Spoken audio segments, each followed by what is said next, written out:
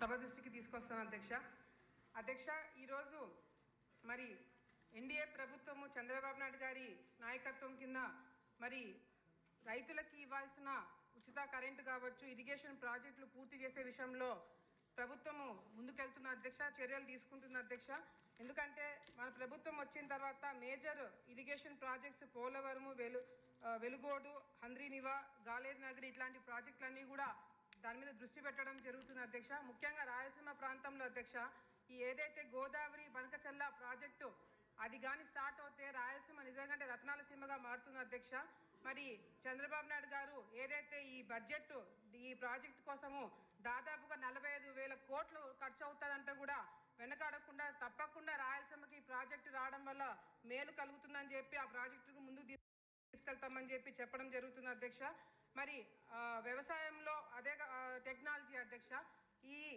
ఈ శాఖ కింద టెక్నాలజీని కూడా మన ప్రభుత్వము చాలా చక్కగా ఉపయోగించుకుంటుంది అట్లు డ్రోన్స్ విషయంలో కావచ్చు, లేకపోతే మొబైల్ మార్కెట్ ప్రైస్ ప్లాట్ఫామ్స్ విషయంలో కావచ్చు బాగా వాడుకుంటుంది అదేవిధంగా ఏఐ టెక్నాలజీని కూడా బాగా ఇప్పుడు ఏఐ టెక్నాలజీ అన్ని రంగాల్లో కూడా వాడుకుంటున్నారు.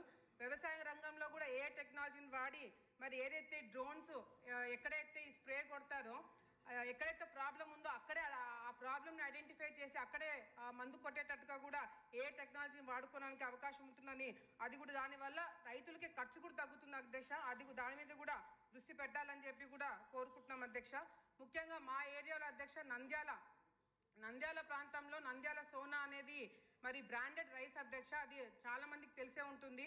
మరి ఈ బ్రాండెడ్ రైస్ని డెవలప్ చేసింది కూడా regional agriculture research station Nandyal RARS. మన దేశంలోనే వెస్ట్ బెంగాల్, ఉత్తరప్రదేశ్, పంజాబ్, తమిళనాడు తర్వాత ఆంధ్రప్రదేశ్ మరి రైస్ ప్రొడక్షన్లో మనమే ఉన్నాం కానీ క్వాలిటీ విషయంలో మాత్రము నంద్యాల సోనా నంబర్ 1 ఉందని చెప్పి గర్వంగా చెప్పుకోవడానికి ఉంది మరి అదేవిధంగా ఈ నంద్యాల సోనా అనేది ప్రభుత్వమే ప్రమోట్ చేసి ఈ బ్రాండ్ని ముందుకు తీసుకెళ్ళి అవసరమైతే GI ట్యాగ్ కూడా ఇప్పించాలని చెప్పి కూడా మా తరపు నుంచి మేము కోరుకుంటున్నాం దీనివల్ల మనకి రీసెర్చ్ సెంటర్కి మంచి పేరు వస్తుంది, మన రాష్ట్రంకి మంచి పేరు వస్తుంది. అదేవిధంగా ఈ ఎక్స్పోర్ట్ పర్మిషన్ తీసుకొని రైతులు గవర్నమెంట్ ఏజెన్సీస్ ద్వారా మరి ఎక్స్పోర్ట్ చేయడానికి అవకాశం ఉంటే కూడా రైతులకి మేలు జరుగుతుందని చెప్పి మా తరపు నుంచి ఒక చిన్న సజెషన్ మరి ఇందాక టొబాకోకి సంబంధించిన టొబాకో రైతులకు సంబంధించిన దాని గురించి కూడా మంత్రి గారు అన్ని విధాలుగా అన్ని ఎక్స్ప్లెయిన్ చేశారు నేను జస్ట్ 2 పాయింట్స్లో కంప్లీట్ చేస్తాను. మా ప్రాంతంలో టొబాకో అవసరమైన దానికన్నా ఎక్కువ వేయడం వల్ల చాలా మంది రైతులు ఇబ్బందులు పడినారు ప్రాపర్ ప్రొక్యూర్మెంట్ సెంటర్లు లేవు, క్వాలిటీ బాగాలేవని చెప్పి చాలా వరకు స్టాక్ వెనక్కి పంపించేశారు ఆత్మకూరు, నందికోట్కూరు, ఆలగడ్డ, బనగానపల్లె, పాణ్యము, ఓరవకాలు ఇటువంటి ప్లేసెస్లో సరైన ప్రొక్యూర్మెంట్ సెంటర్స్ లేకపోవడం వల్ల కూడా రైతులు చాలా ఇబ్బంది పడినారు.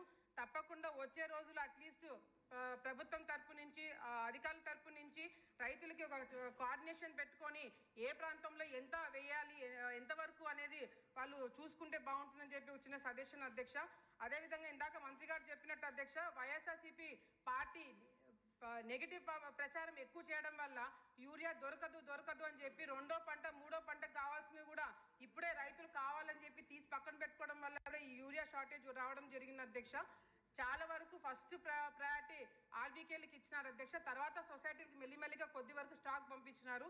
సొసైటీలకు కూడా ఎక్కువ ప్రాధాన్యత ఇచ్చి ఎక్కువ సొసైటీలకు కూడా ఈ యూరియా స్టాక్ పంపించాలని చెప్పి కూడా మేము కోరుకుంటున్నాం ఎందుకంటే ఖరీఫ్ సీజన్లో ఇప్పుడు ఇచ్చిన యూరియా ఓన్లీ ఖరీఫ్ సీజన్కి మాత్రమే, రబీకి రావాల్సింది ఇంకా ఇస్తామని చెప్పి ప్రభుత్వం చెప్తున్నా కూడా వైసీపీ నాయకులు తప్పుడు ప్రచారం చేయడం వల్ల రైతులు కూడా ఇబ్బందులు పడుతున్నారు మా ఆలగడ్డ ఉదాహరణ చూసుకుంటే ఖరీఫ్ సీజన్లో 2024-25 ప్రాంతంలో 6,465 మెట్రిక్ టన్నులు రావడం జరిగింది ఈ సంవత్సరం మాకు 9,645 మెట్రిక్ టన్నులు ఇవ్వడం జరిగింది ఇందాక మంత్రి గారు చెప్పినట్టుగా కూడా ఉల్లి రైతులు చాలా ఇబ్బందులు పడుతున్నారు. దాని దగ్గర నేను కూడా ఒకటి ఆలోచన చేయడం జరిగింది మొత్తము రాయలసీమలో చూసుకుంటే 3,90,000 ఎకరాలు ఉల్లి వేసుకున్నారు దీనివల్ల ప్రభుత్వం కూడా ఎన్ని ఇబ్బందులు పడుతుందో ఇందాక మంత్రి గారు చెప్పడం జరిగింది. మా తరపు నుంచి ఒక చిన్న సజెషన్ పత్తికొండలో జస్ట్ రీసెంట్గా పత్తికొండలో టొమాటో సాస్, టొమాటో కెచప్ పెట్టడానికి ఒక పరిశ్రమ ఏర్పాటు చేయడం జరిగింది అట్లాగే ఉల్లి పేస్ట్ అంటే ఆనియన్ పేస్ట్ ఇప్పుడు చాలా వరకు సిటీలలో వాడుతున్నారు చూస్తున్నారు అధ్యక్ష.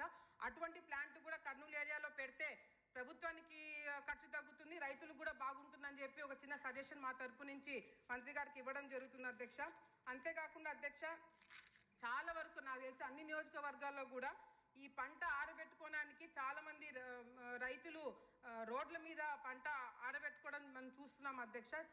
గతంలో ఇంతకుముందు చంద్రబాబు నాయుడు గారు ప్లాట్ఫామ్స్ క్రియేట్ చేసుకోవడానికి అవకాశం ఉండింది. ఇప్పుడు చాలా మంది పంటలు వేసుకుంటున్నారు. అందరికీ చాలా మంది సొంత రైతులు కాకుండా ఈ టెనెంట్స్ వాళ్ళు కూడా ఉన్నారు కాబట్టి, అంటే కౌలు రైతులు కూడా ఎక్కువ ఉన్నారు కాబట్టి గవర్నమెంట్ భూములు అంటే గ్రామ స్థాయిలో సొంత పొలం ఉన్న వాళ్ళకి సొంత పొలంలో ప్లాట్ఫామ్ ఏర్పాటు చేసుకోవడానికి అవకాశం ఇస్తూ, సొంత పొలం లేని వాళ్ళకి గవర్నమెంట్ భూమి ఏదైనా ఏర్పాటు చేసి అక్కడ ప్లాట్ఫామ్స్ ఎన్ఆర్ఈజిఎస్ కింద ఇంతకుముందు ఇచ్చేవాళ్ళంతా, కానీ ఇప్పుడు ఎన్ఆర్ఈజిఎస్ కింద ప్లాట్ఫామ్స్ క్రియేట్ చేసుకోవడానికి ఇవ్వట్లేదు అధ్యక్ష. అది కూడా దృష్టి పెట్టాలని చెప్పి కూడా కోరుకుంటున్నాము. అంతేకాకుండా గతంలో రైతు బంధు కార్యక్రమం ఇంతకుముందు స్కీమ్ ఉండింది అధ్యక్ష. ఇంతకుముందు మార్కెట్ గోడౌన్స్లో అధ్యక్ష ఈ ధాన్యం అనేది 90 రోజులు పెట్టడం వల్ల అక్కడ రెంట్ కూడా రైతులు రెంట్ కలెక్ట్ చేసుకోలేదు అధ్యక్ష. ఈ ధాన్యంకి రుణాలు కూడా అంటే లోన్ కూడా ఇచ్చేవాళ్ళు గతంలో. ఇప్పుడు వైసీపీ గవర్నమెంట్ మొన్న వచ్చిన తర్వాత ఆ స్కీమ్ క్యాన్సిల్ చేయడం వల్ల ప్రైవేట్ గోడౌన్లకి రైతులు ఇవ్వడం వల్ల వాళ్ళకి ఏదైనా గిట్టుబాటు ధర లేని టైంలో రైతులు కూడా నష్టపోయినారు అధ్యక్ష.